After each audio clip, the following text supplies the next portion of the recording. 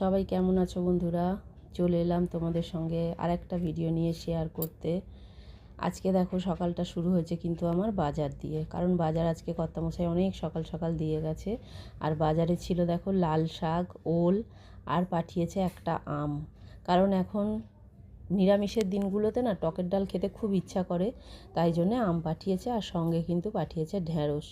এই হচ্ছে আজকে আমার বাজার। কারণ আজকে খুব তাড়াতাড়ি রান্না করব। যখন বাজার এসেছে তখন কিন্তু আমার ভাত অলরেডি বসে গেছিলো, আর একদিকে কিন্তু ডাল বসে গেছিলো। কারণ ছেলে আজকে অনেক তাড়াতাড়ি বেরোবে, তাই জন্যে কিন্তু তাড়াতাড়ি করে রান্না বসিয়ে নিয়েছি। আর আমার ভিডিওগুলো যদি তোমাদের ভালো লেগে থাকে বন্ধুরা, অবশ্যই লাইক কমেন্ট শেয়ার করো। তারপরে দেখো সব আনাজপাতি জোগাড় করে নিয়েছি, ডালও সেদ্ধ হয়ে গেছে, শাক টাক সব কেটে নিয়েছি। আগের দিনের পোস্তটা ছিল সেটাও গরম করে ঢেলে নিয়েছি কড়াই থেকে, কারণ এবার একে একে সব রান্নাবান্নাগুলোও সেরে নেব। এরপরেই কিন্তু ছেলে এসে বলবে খেতে দাও। এই ছেলে এসে বলতেই কিন্তু সঙ্গে সঙ্গে আমি দিয়েও দিয়েছি। ছেলেকে দিয়েছি পটল ভাজা, বেগুন ভাজা, একটা লঙ্কা ভাজা দিয়েছি। বেগুন ভাজা দিয়ে লঙ্কা ভাজা খেতেও ভালোবাসে ও, কেন আমরা সবাই ভালোবাসি। আর আম দিয়ে মটর ডাল করেছি।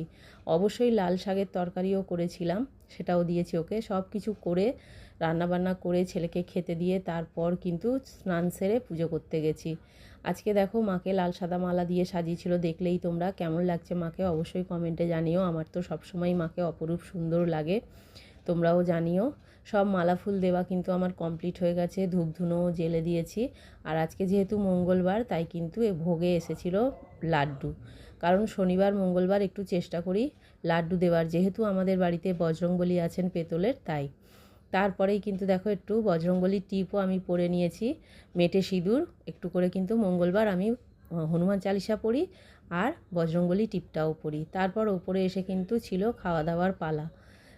ওপরে এসে একটু আচার বের করে নিয়েছি, আর বেগুন ভাজা, পটল ভাজা, যা যা করেছিলাম, শাকের তরকারি সব কিছু নিয়ে কিন্তু খেতে বসে পড়েছিলাম। কেউ ছিল না, আমি একাই ছিলাম, তাই ভাতটাও বেড়ে নিচ্ছি, আর সঙ্গে অবশ্যই এক বাটি ডাল ছিল। তারপরে সন্ধেবেলা সন্ধে দিতে গিয়ে দেখলাম যে এক কৌটো নকুলদানা বাতাসা জমে গেছে। ভাবলাম যে সামনের দিনে পুজো আছে, তাই জন্য এগুলো খালি করে ওপরে নিয়ে চলে যাচ্ছি।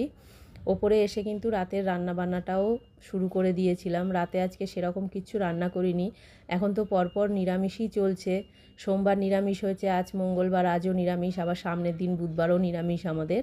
যেহেতু বাড়িতে মা কালী রয়েছেন প্রতিষ্ঠিত, তাই কালকে আমাবস্যা, মানে সামনের দিনে আমাবস্যা, তাই আজকে ভাতই করেছি রাত্রিরে। ভাতের মধ্যে কিন্তু আলু সেদ্ধ দিয়েছি, দুপুরের অনেকটা টকের ডাল আছে, আর ঢ্যাঁড়স আলুর তরকারি করেছি। এই হলো আজকে আমার সারাদিন বন্ধুরা।